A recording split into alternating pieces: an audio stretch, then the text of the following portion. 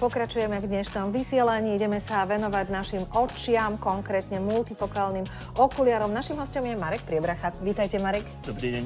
Rada som, že ste opäť prišli. Prvá vec, ktorú si musíme povedať, keď hovoríme o multifokálnych okuliaroch, ideme hovoriť najmä o sklách a potom sa dozvieme, do akých rámov sa takéto sklá dávajú. Presne tak. Aby sme si pod tým pojmom multifokálne okuliare vedeli predstaviť, do aký typ okuliarov ide, tak ide o pacientov, ktorí majú predpísanú dioptriu nejakú do diaľky a nejakú inú dioptriu do blízka. Čiže bavíme sa o ľuďoch, čo je taký štandardný postup v našom živote, že očko sa začne opotrebovávať a medzi 40. rokom života a 50. nastáva strata akomodácie. Čiže už nie sme schopní preostriť z diaľky do blízka, tak jednoducho, ako to bolo v mladšom veku. Áno, a niektorí z nich robia takto, akože zoberú telefón a žmúria a my tomu chceme predísť, lebo aj tým žmúrením si svoj zrak kazia. Áno, to je v podstate už taká prvá indícia k tomu, že treba urobiť nejaké to vyšetrenie, ísť k očnému optikovi, alebo teda optometristovi, ktorý vás vie zmerať, alebo oftalmologovi, ktorý vám stanoví dané dioptrie. Ak sa bavíme o multifokálnych okuliároch, treba si uvedomiť, že hovoríme o viacerých vzdialenostiach.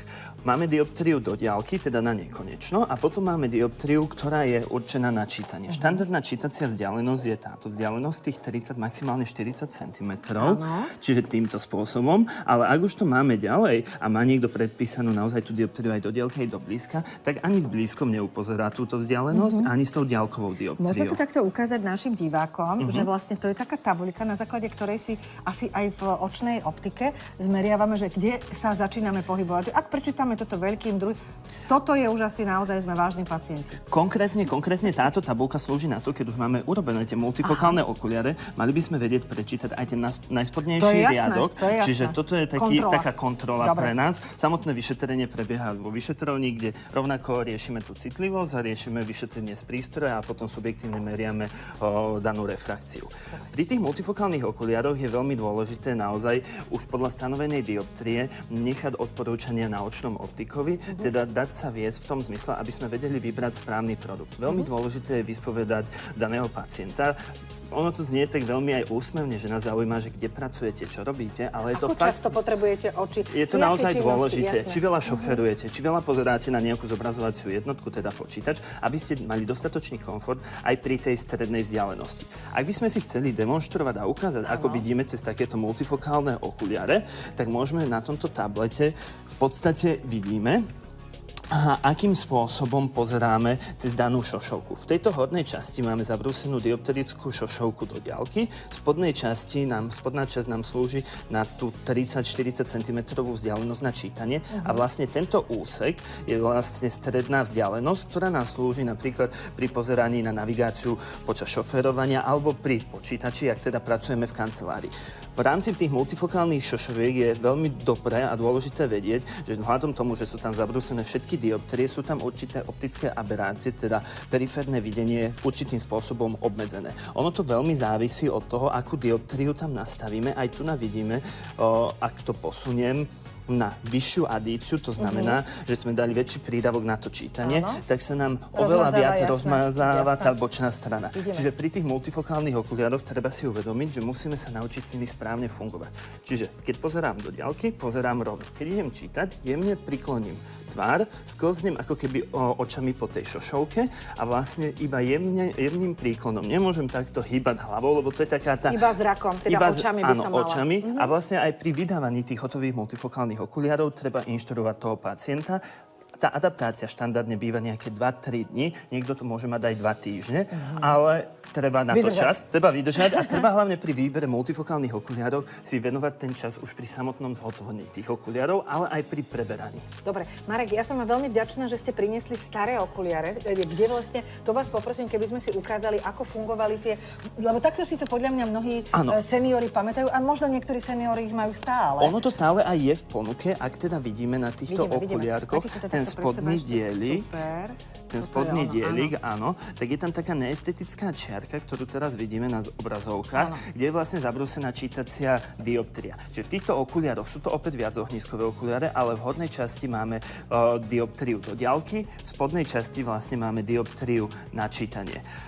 Tu absentuje práve tá stredná vzdialenosť. Takže pre ľudí, ktorí v podstate sme v tom produktívnom veku a potrebujeme dnes pracovať v kancelárii, nám chýba stredná vzdialenosť. Ale nie je to len pre ľudí, ktorí pracujú v kancelárii, lebo keď si uvedomíme aj bežné práce doma, keď je gazdinka uvariť obed, tak má hore diaľku, dolu čítanie, čo je 30-40 cm, ale keď už bude krájať takto cibulu v tejto vzdialenosti, tak jednoducho nemusí to správne vidieť, musí sa nakloniť na tým. Áno, Marek, nebudem vám hovoriť asi, akými najmenšími písmenami na svete sú vždy napísané návody, zloženia a podobne, takže vtedy sa zídu multifokálne okuliare. Ak vidím dobre, presne ak ste povedali, čítam návod a zároveň varím a sa mi to teda vyrovná. Poďme možno k tým hrúbkam ešte, lebo to je dosť podstatné. Multifokálne okuliare sa nám spájali aj trošku s tým, že mali takú hrbšiu vrstvu. Neviem, či to stále platí, alebo aj tu sa... Dnes už v podstate sme sa posunuli ďalej, dobre. Čiže vieme rôznymi indexami vytenšiť tú šošovku. Ako vidíme na tejto ukážke, tu máme hlavne rozdelené to, ak má niekto myopiu, v podstate že minusová šošovka, tak po okraji je tá šošovka hrubšia. Čiže tu opäť naviguje očný optik, aký rámik vybrať, aby nám tá dioptria nepretrčala z toho rámiku. Pri plusovej tá je vlastne naľavo.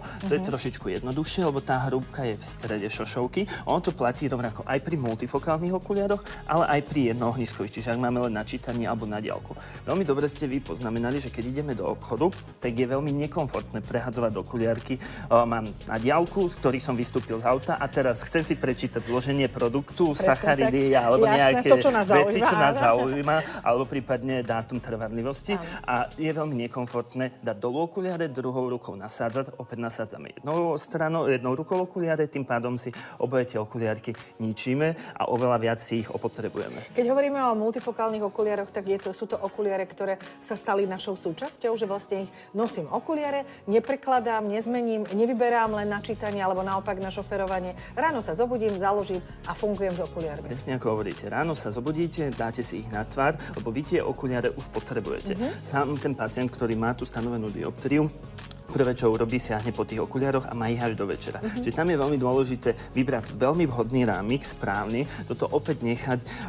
Jedna vec je estetika, aby sa páčil rámik danému nositeľovi, ale potom veľmi dôležitá, ešte by som povedal viac dôležitejšie pri tých multifokáloch je to, aby správne okuliare sedeli. Čiže musia vám jednak sadnúť na koreni nosa, ak sa bavíme o nejakých plastových rámoch, napríklad takéto niečo, všímame si opäť ten nosník, čiže vieme to vyskúšať. Toto je ten nosník. Áno, rovnako nám musia byť veľmi pohodlné stranice.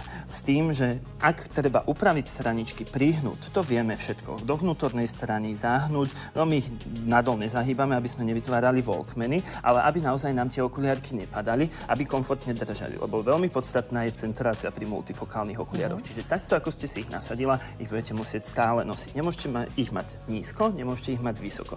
Čiže toto je veľmi podstatné si pri tom výbere ráme stanoviť, aby sme my vedeli, oční optici, správnu centráciu urobiť, aby tie okuliarky a tie zóny na to čítanie a strednú vzdialenosť boli správne zabrúsené. Výborne. Vy ste siahli po plastových, to znamená, v nich je to taká ľahkosť, je to plast. Samozrejme, skla ako také nám trošičku okuliare zaťažia. Ale poďme možno k takýmto, ktoré sú kovové. Áno. Povedzte mi možno ich benefity a na druhej strane aj teda negatívne možno Opäť stránky. veľmi dôležité je prispôsobiť ten rám tvári pred zhotovením danej multifokálnej šošovky. Tým, že tam máme nosníky v strednej časti, tak ako sa dohodneme, ako vám je to príjemné na tvári mať, tak to ich budete mať, už nemôžeme hýbať s tými nosníkmi. Respektíve nemali by sme. Oni sa dajú upraviť aj po zhotovení, ale opäť zdôrazním tú správnu centráciu, čiže ak takto budete tie okuliare nosiť, takto vám ich vycentrujeme a nemôžete ich mať opäť nižšie. Čiže či sa pacient rozhodne pri plastový alebo pre kovový rámik, nie je až tak podstatné. Samozrejme, zohrá tam úlohu počet dioptrií,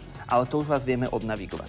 Opäť pri tých dioptriách vieme do maximálnej možnej miery vytenšiť tie skielka, čiže nebudú vôbec nejaké popolníky, nejakým spôsobom hrubé. Toto je veľmi výrazný masívny rámik, čiže tu nám môžu ísť hociaká dioptria, aj tá najhrubšia, s tým, že stále to bude esteticky vyzerať, lebo tá hrúbka sa vie skryť v tom rámiku. A to sú teraz také trendy, tieto hranaté. A keď rozmýšľam nad multifokálnymi okuliármi, môžem sa držať aj trendom, pretože neviem, do akej miery, či 2-3 roky sa menia. Budem jednoducho v tomto trendy, alebo aj to je možno ďalšia otázka, prepáčte.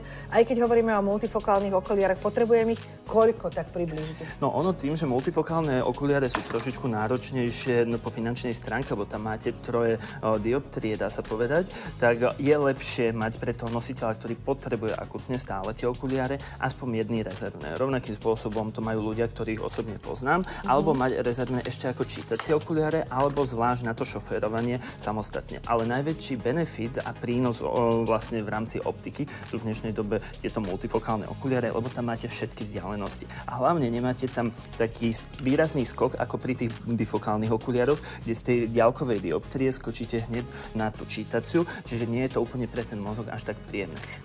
Marek, na záver som zobrala takéto tenké. Poprvé sa mi hodia, mám pocit, že k dnešnému oblečeniu trošku tým rámikom, ale zdajú sa mi, že sú úzučké. Môže byť takýto rám, teda musí asi byť, keďže ste ho priniesli, môže mať v tomto multifokálne sklo? Ja som ho práve preto priniesol, lebo on je trošičku atypický tým, že je taký úzky. Vy ich tam môžete mať, ale pacient musí byť nastavený na to, že bude mať dlhšiu adaptáciu s tými multifokálnymi okuliarmi. Dlhšie mu bude trvať, než sa na ne naučí, pretože tie dioptrie tam budú nahustené.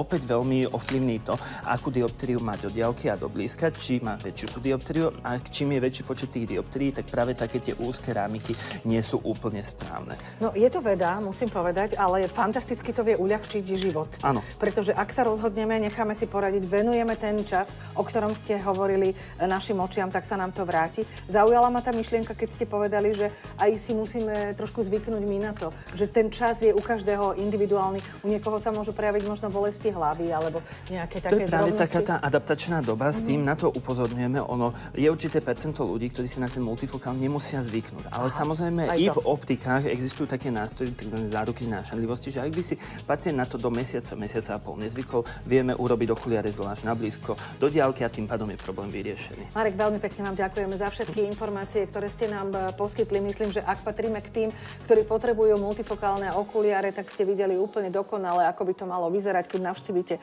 svojho optika. Samozrejme, myslím, že prichádza sa s lekárskym predpisom však. Tak, buď s lekárskym predpisom, alebo v optike vie optometrista zmerať, stanoviť do dioptrie. Skvelé. Ešte raz ďakujem. Keď budete mať okuliare, určite nebudete robiť chyby pri písaní a takisto aj čítaní. My si pozrieme ale do krutku, ktorá nám prezradí, aké najčastejšie chyby robíme pri daňovom priznaní. Už máte daňové priznanie? Máme. My máme, takže nech sa páči.